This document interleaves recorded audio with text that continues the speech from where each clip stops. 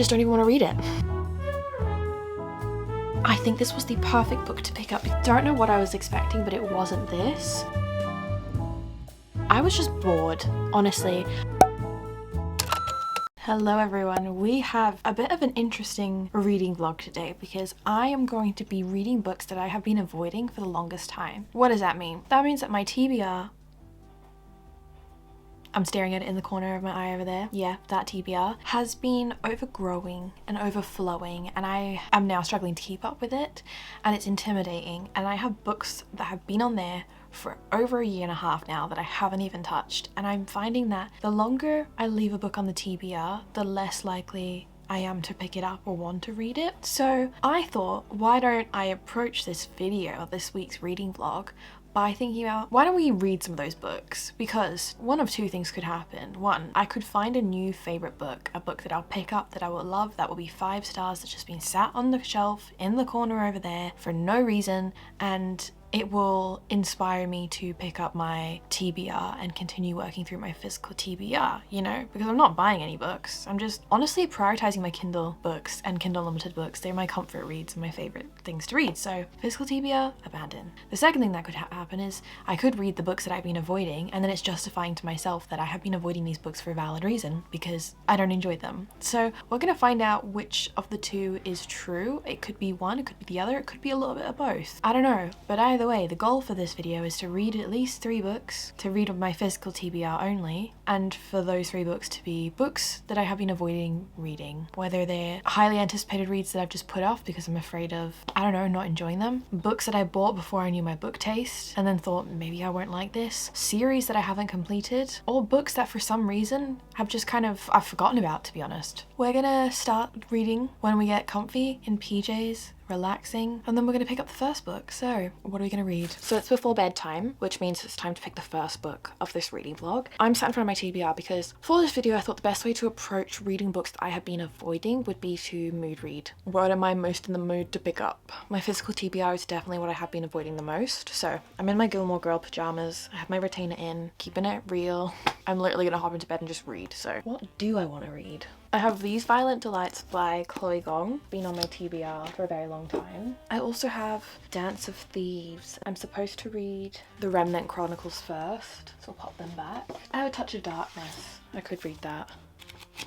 That's another option. You know what? The Danielle L. Jensen A Curse Carved in Bone is the sequel to A Fate Inked in Blood. And this came out a while ago, so I could also read this. We also have First Time Caller by B.K. Barson. This has been on my TBR for quite a while. I'm most interested in either of these 3. These are what I'm going to pick from. So I'm going to read the blurb of all 3 and see which one interests me the most in this moment. So we have a Romeo and Juliet retelling set in 1920s Shanghai. I don't think it's a standalone. Is it a duology? The second book in a Viking-inspired fantasy romance. Norse duology. Oh, okay, so this will complete in this story. So I could read that. A contemporary romance. This is on my TBR for the month, so I should probably pick that up. Which one am I going to go for? Which one is calling more to me? Let's read the first sentence of each book. In glittering Shanghai, a monster awakens.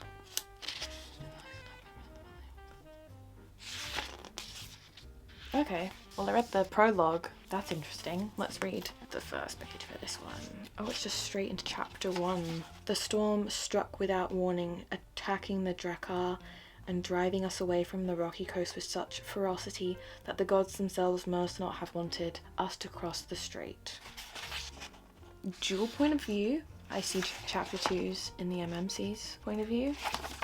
I think we're gonna go with this one. But I'm gonna keep these 2 other books up here because if I'm feeling like them once I finish this, then maybe we can get them all read. I guess we'll see where this video takes us. I don't know how many books I plan on reading, but I think book number 1 we're gonna go with is A Curse Carved in Bone because it says it's a duology, which means then I will complete this series that I have been in the middle of, that I have been putting off reading, because while I did enjoy book 1, it wasn't like my favorite. What did I rate it? I think I rated it higher than like in the moment. Okay, well apparently I rated it 4 stars, but now looking back, I'd probably rate it 3 stars. So we'll read book 2 and see. But I'm thinking that maybe Danielle L. Jensen is potentially just not a favourite author of mine because I've read the first 2 books in the Bridge Kingdom series and I did enjoy them, but again, not really my favourites. I think the audios were quite interesting though, so if I continue on with that series it would be one I might listen to in audio, but we're gonna read A Curse Carved in Bone now and I'm gonna read it in bed.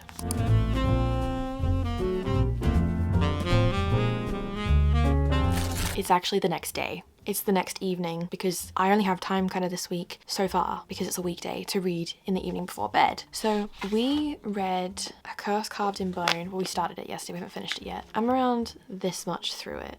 So not halfway yet, but almost, maybe like a third of the way through. Yeah, it's looking like a third of the way through. And I have to say, what I'm kind of trying to figure out by the end of this video is I'm reading books that I've been avoiding picking up or haven't been inclined to pick up for a while. They've just been sat on my TBR or I'm intimidated by them for some reason.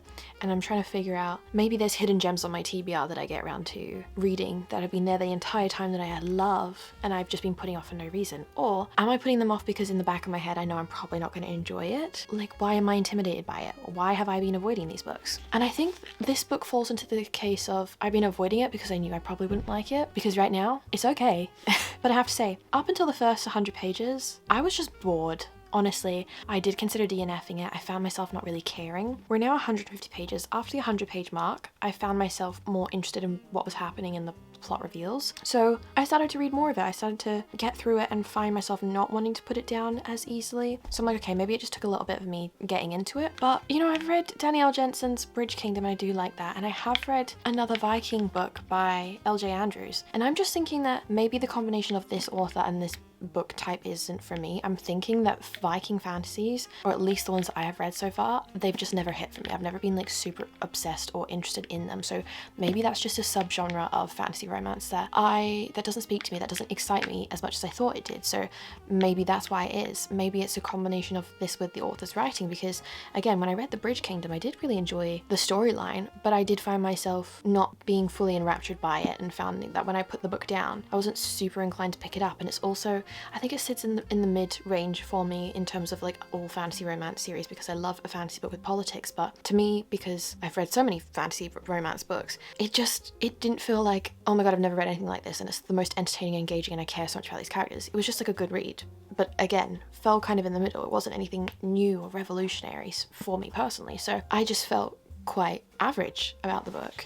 So I don't know. I'm not going to give up. I'm not going to DNF. I am going to finish it, because now that I'm a third of the way through, I'm going to read it. I'm going to finish it. So I'm going to hop into bed and read hopefully as much as I can tonight, but I'm also going to sit in my office and read a little bit before I hop into bed. So we'll read a little bit more, but the aim is hopefully to have it finished before the morning, because to be honest, if it's going to take me longer than that to read, I just don't even want to read it. And that's kind of disappointing to start this vlog out feeling like, yeah, I have been putting off this book, and it's quite valid because it's not my favorite or the best read. So yeah, I just think this duology personally isn't for me, but I'm gonna stick with it. I'm gonna see it through.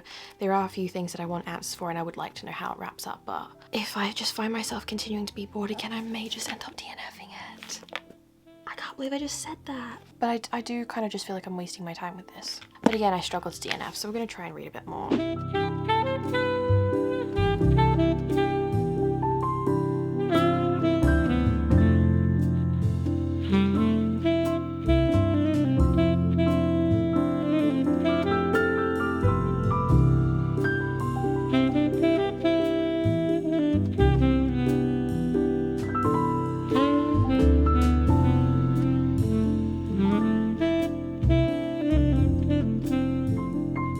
So I have finished A Curse Carved in Bone, finally. I mean, it didn't honestly take me that long to read, but it felt like it took me so much longer because I was just bored. I hate to say it, I really do hate to say it. I think I'd been putting off finishing this series because I knew I just wasn't super obsessed, and I read book one and I enjoyed book one and I rated it a 3.75, 4 stars. I did enjoy it, but then it was one of those books that after I'd finished, I just stopped thinking about and found myself not really caring about. And then it was one of those books where I was like, I probably rated it higher than I would have if I read it at a later date. I don't know, it was just like at the time I thought I really enjoyed it, but afterwards when I had read a lot of other books, I was like, I actually don't really care too much for it. I would say that book 1 was more like a 3-star read for me, and book 2 completed the duology. I'm so glad it's just a duology, but it was a 2-star read for me. I just didn't care. I was just bored. It did pick up though, like I mentioned, but unfortunately this seems to be a case of I have been avoiding this book for a long time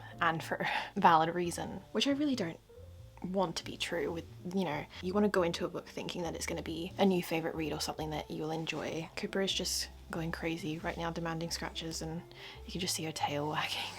But again, Viking fantasy books just haven't hit. I've only read 2, well 3 now total, but like 2 series, and they're just, neither of them have been for me. So unfortunately, we're not starting off this reading vlog with a great start, but I have hope that maybe our next book can bring it back up. So I think if you did enjoy book 1, you may enjoy this. I do think it is a little bit more boring than book 1 though, and from what I have seen, other people seem to have similar thoughts and feelings, like they love book 1 but book 2 just didn't hit the same. But then I also know some people loved this, and I'm so glad that they do. I wish I did. So A Curse Carved in Bone, book 1 in this reading vlog, is a no from me. I probably will unhaul that. I probably will. But as I was saying, I have high hopes for book 2. So the second book that we're reading in this reading vlog is These Violent Delights by Chloe Gong. This is actually on my 25 books that I want to read in 2025. That TBR, I kind of have abandoned. My 26 books I want to read in 2026 will definitely be more curated to my reading taste, specifically, I think, because I honestly, there was so many books on there that I thought I wanted to read, and then as I've gotten to know my reading taste more, I've gone, I actually don't think that I will enjoy a book of that nature. But this is one that I've gone to unhaul once or twice, and people have said that they loved it. So I was like, okay, let me see what all the hype and the fuss is about.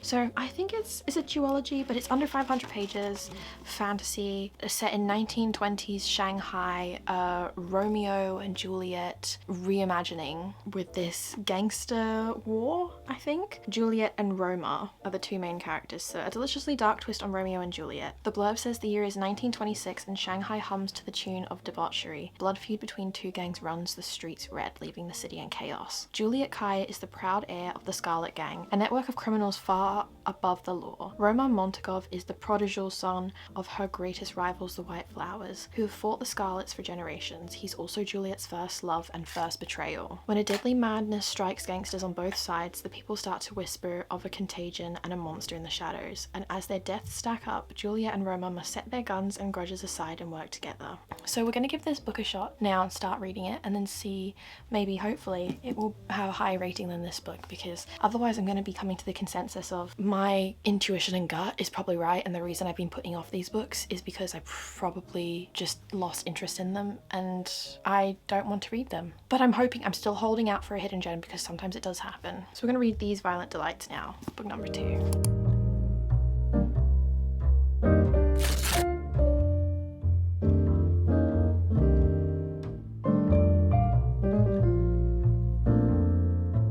Cooper and I have just been chilling here reading, haven't we?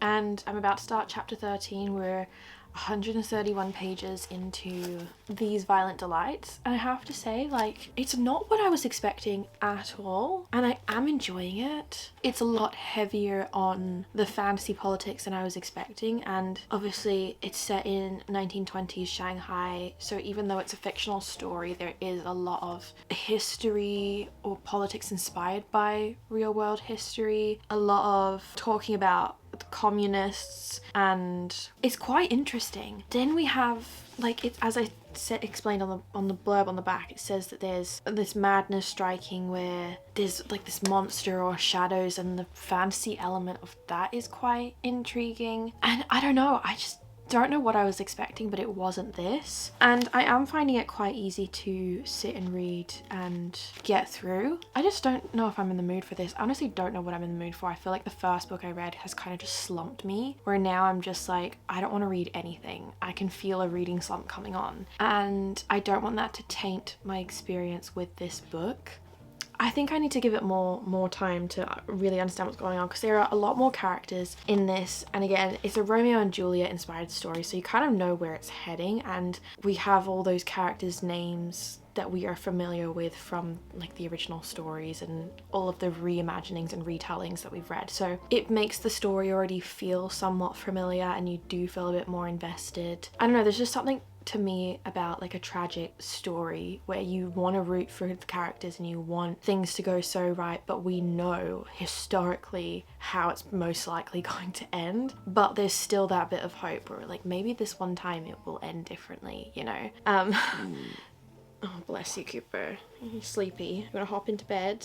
We can have a cuddle and do some reading. Yeah, I think I'll probably get comfortable in bed and continue to read some more. I don't know, it's not that I thought that this would be a lighter fantasy or a fantasy romance to read. It's kind of exactly what I was expecting in terms of the writing style and language used, or like level of writing. And I think Chloe Gong is a really great storyteller. And I wish that I had picked this up when I'd first bought it and was really in the mood for it, because again, I feel like the last book is tainting my mood and how I'm feeling right now. So whatever book we pick up after this, we're probably going to have to be quite strategic with. A book that I've been putting off, but something that is probably more comfortable of a genre for me, because I think my go-to two favorite genres to read at the moment are romance and fantasy romance. And the last book was a fantasy romance. I just found it boring. This one I'd say is more of like a typical fantasy. Obviously we have the romance element with the Romeo and Juliet reimagining, but again, it's not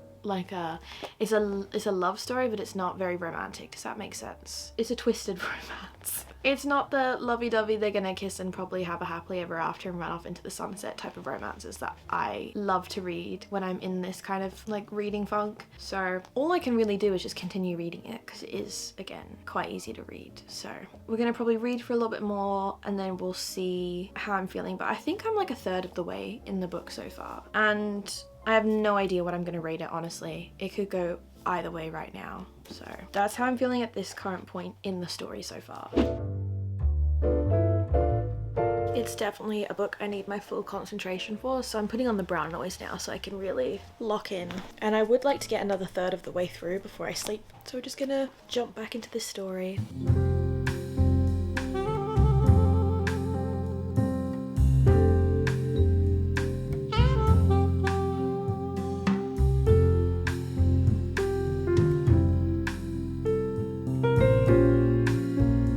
Like I said earlier, we are getting a lot of, not really chapters, but focuses or spotlight on the other characters, the wider cast of characters, and slowly starting to see them all interact with one another and how it's like coming together. So we've had like a lot of good setting up, and I like the way that she's written it, and the chapters are quite short, they're easy to follow along, and the paragraphs within the chapters are broken up, so we're not focusing on one thing for too long, so my attention is held. But this whole monster subplot thing, it's just like not at all what I was expecting. I guess it makes sense because it is a fantasy, you know, but it's very quite gruesome and a little bit gory at some points. I am interested to see where we're going though.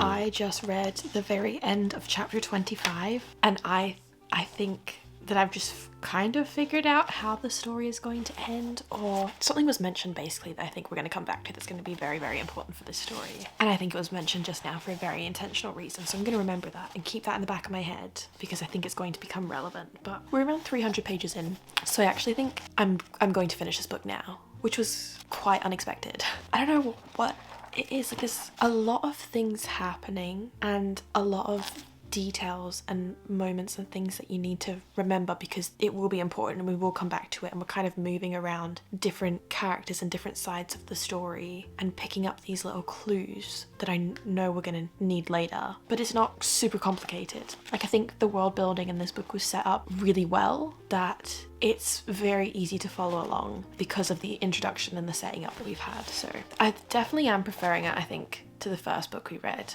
although the first book was more of a genre and theme and topic that I enjoy. This is just well written, so I'm enjoying it for that. I'm liking where it's going, but I have bad feelings because of the nature of the story. Okay, I finished it. I think if I didn't read the epilogue, like if it ended just before the epilogue, it would have been a 2 stars. But the epilogue, I was like, okay, thanks. 2.75, 3 stars. Am I slumping, guys? I genuinely think I'm slumping. I'm gonna start crashing out in a minute because why did I think that I was gonna read these books and suddenly have a new favorite 5-star read that's been sat on my shelf for ages, and I'm just reading books that are are making me slump. I don't think this was a bad book. I think it was a good book. I don't think it was my favorite or fantastic. I'm not raving about it, but half of 5 is 2.5. So anything above 2.5 is a good rating for me. I think if I compare it or think about where this will sit with all of the fantasy books that I have read, it sits somewhere around the middle. So a 2.75 is feeling quite good for me. And the way that it ended, it does make me want to pick up the next book, but I might maybe listen to the next one in audio because I don't think that I'm gonna be in the mood to read the next one. But the way it ended, it literally says to be continued ... There is definitely a second book following on from this, so I do want to read it. Not what I thought was gonna happen. You know when I said I think I know what's gonna happen? Part of something happened, but it wasn't that. So now I'm like, maybe is that gonna happen in book 2, or is that not happening at all? Was I just so off base? For me, I don't care about the romance between the two characters. I don't care about the Romeo and Juliet element. I don't care about the pining in the family feud and the betrayal, and I think the overall plot is the most interesting part, in the politics. I guess I can see where book 2 is going to be focusing, but like part 1 of the story has been resolved, so I think I'd be annoyed if they introduced a new conflict and plot. Well, I guess there's probably still like a greater story at play that we don't fully understand or know yet, so that's what we'll be exploring in the second half, as well as like the continuation of the gangs fighting with each other. But I wish this was a standalone. I think probably would have been rated higher if it was a standalone. I'm struggling with this video. I'm struggling with these books, but I think it was quite straightforward to understand, and I enjoyed the way that it was written. It was very, very easy to read, so I wouldn't not recommend it. Right now I'm just not liking any books that I'm picking up. So what do we read next? I need something that's going to pull me out of this. I need a better book. I need something better. Let's have a look at the TBR cart. You know what? Reviewing the options here on the cart, they're pretty much newer editions. A lot of these haven't been on my TBR for too long. Like, they're new books. And I have like an unhaul potential pile here, so I don't really want to read these books because I know they'll probably make me slump. So the only books that I have that aren't on my TBR cart that I haven't read yet are fairy loot books. So I think I'm going to pick up a fairy loot book right now to read next, because I think that could save me from my slump. So fairy loot books that have been on my TBR the longest that I've been avoiding: Air, but I'm waiting until the second book comes out so I can read the two together, because just knowing Saba Tahir's writing, I feel like that's what I'm going to need. Also, it's a very big book. I don't think I can read something long right now. I need something shorter and sweet. So we've got The Wren in the Holy Library. I've had this one for so long. It's under 400 pages. That is a top contender. Gifted and Talented I've not had for too long. I've read this. The Darkness Within Us. I've not read this, but I've also not read book 1, but it's a spin-off, so technically I don't have to. That's 300 pages. Ooh, which one do I want to read? The Glittering Edge I've read. Air of Storms I've not read. I've not read The Half King. I also have Long Live Evil, but you know, that shelf is a little bit more full. I'm kind of in between these two books, so I might read the blurb of both of these and see which one I'm in the mood for, because they're both under 400 pages. Both seem pretty easy to read. I've been avoiding both of them for a while. What if I just read both? Okay, so The Wren in the Holy Library. In a world where monsters are real, a thief should be careful who she steals from. Street thief Kears should have known something wasn't right. Now she's trapped in a library with a monster, and this being filled with terrible power and darkness, is well within his rights to kill her. By trespassing, Kears has broken the fragile peace treaty between monsters and humans, but instead of killing her, Graves does the unexpected. He offers her a job, a chance to find out who she really is. Kears has always known she's different, that she can do things a little better, a little faster, and then there's that sense that when danger is only a breath away. But if the old tales are true, then there are worse things in the world than monsters. The Darkness Within Us is like two interconnected standalones, but like the first book's following a different couple and the second book's following a different couple, but they're following on. So this says Chrysantha has won, By hiding her intelligence and ambition behind the mask of a beautiful, airheaded girl, she has become a wealthy duchess, and once her elderly husband dies, she will have the freedom and money she's wanted, or so she thought. A man claiming to be her husband's estranged grandson has turned up to steal her inheritance, and to make matters worse, her little sister, Alessandra, is about to become queen. So Chrysanthe resolves to upstage Alessandra at her own wedding, and as for this grandson, he may be extremely handsome and mysterious, but he has to go. You know what, I'm gonna read this. I think this was one of the first fairy-like books that I ever had. It's been on my TBR the longest. I also really do want to read this one soon, so depending on how long it takes me to read this, I may have to add this one to my TBR very soon. Yeah, I think we're gonna read this one. I said I was gonna wait to read the other book first, but I lied. A clever and deadly heroine who is just as much a beauty as a beast. And honestly, if I enjoy this, I will go back and read book one. Like, I don't really care if there are spoilers for that and how that goes. I think, honestly, it could be quite fun. So we're gonna read The Darkness Within Us by Trisha Levenseller. Fingers and toes crossed, honestly, guys. I'm hoping that if anything can pull me out of the slump right now, of all the books that I've been pushing back or not read in a while or have been on my TBR the longest, I think that this one could be fun. This feels good. I have hope. I have hope. I'm gonna read for a little bit in bed, and then we'll catch up tomorrow and finish this book together. The Darkness Within Us? Okay, I don't know if it's just because the other two books, or the first one definitely slumped me out, and then the second book I feel like it didn't have a fair shot because of the slumping from said first book. The third book that we have picked up in this vlog is saving me. It genuinely is. I think this was the perfect book to pick up because one, I'm already a third of the way through it. It's only 320 pages and I am 105 pages in. So easy to read, YA. Very easy to follow. I need to find the Fairy Loot version for book one because I genuinely, while I was reading this, I was like, I need to go and buy book one and read it. It's a little bit silly. It's not like a serious high stakes fantasy romance. It is quite giggly, and the banter between the characters. We have our female main character who at the start I was like, I don't like you. Her personality was very much like, I am the best and most important person in the world, and I am so smart and intelligent and everyone else is so stupid. And the way that Trisha Levenseller writes her stories, you can just tell that she writes for female empowerment, and in this world we have changes being made that will benefit women because women have been ignored and dismissed and invisible, and I really enjoy that aspect of her writing, and it makes so much sense seeing her new series, which I haven't read her new book yet, but I know that's like a dark adult fantasy romance. But I'm like, I can see why she wrote that, because it's those beliefs and viewpoint that she has is very consistent and very much at the forefront of her writing. So I love that. But like the character's just like over the top and silly, but not in like a caricature way, in a way where this is just like a comedic fantasy romance. Now, I think it's similar to, not like Assistant to the Villain, but that's very much got a comedic tone, and it's not the same as that, but it is closer to that than like a typical fantasy romance where we have like a really grumpy, secretive, mysterious main male character who's come into the scene based off the blurb, and we don't really know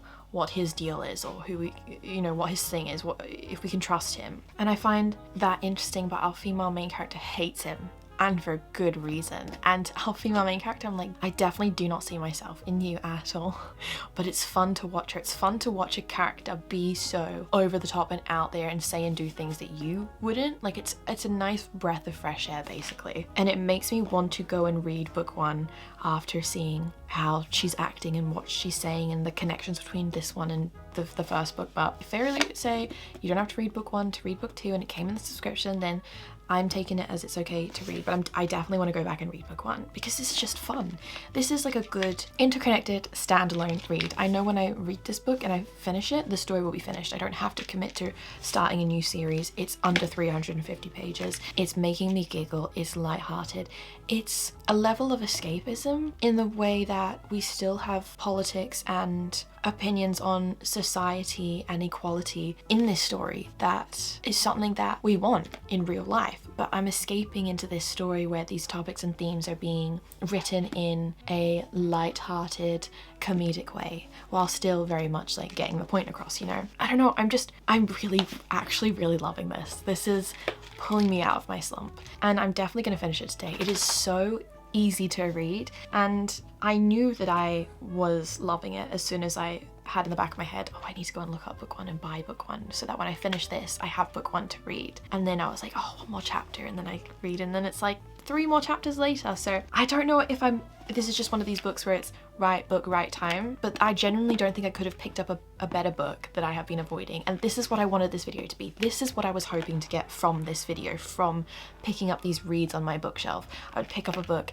and I would go, wow, it's just been sitting there for ages and it's found me at the perfect time and it's hitting so well right now because this is exactly what I needed to pull me out of this slump. And this is exactly the length, the pace, the storyline, like it's just exactly what I needed right now. It's found me at the right time. So it's giving me hope. I'm hoping that the rest of the book, the next 2/3, continue to go, but we've got like a couple different things going on with the plot and the characters right now that I'm quite entertained. There's a few different subplots and narratives that we could take with the storyline, so I'm enjoying it. But I'm just really enjoying reading about these characters and being in this main female character's head. It's quite refreshing and different to the other things that I read, so I'm enjoying it. Yeah, I'm gonna finish the book now.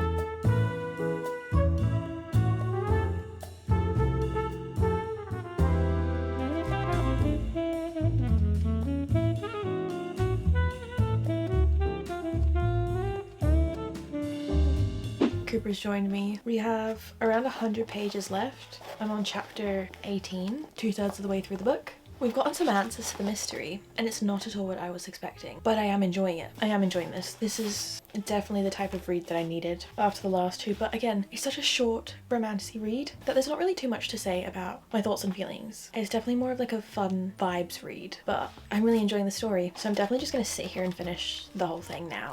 I finished it. We read the rest of The Darkness Within Us, so that book is now complete. I think for this I'm gonna give it a 3.5 star because I did enjoy it and it got me out of my reading slump. And there's just something about a standalone, like a little short romantasy that is just like a really fun little bingeable read time, but they're not like god tier for me. So I am glad I read it, and I have gone and ordered the first book to go and read that because I'm very interested in that now. But I'm glad we ended up with this book with the way that book 1 and 2 in this video were going. I was a little bit nervous. So that brings us to the end of this video. 3 books I read on my TBR. I think I'm feeling as if I probably were avoiding these books for a reason, unfortunately. So maybe I need to try it again. I don't know, maybe I need to go through my TBR and I don't know, just like see what books on there that I'm not gravitating towards and pull them off. Maybe I need to read all the books that I really want to read on my TBR and then see what's left. I don't know how to approach this, but this video almost put me into a reading slump. So I'm a bit afraid to read books on my TBR still. That leaves us at the end of this video. Thank you for watching. I hope the next reading vlog will be a little bit more successful, and I'll see you guys in the next video. Bye.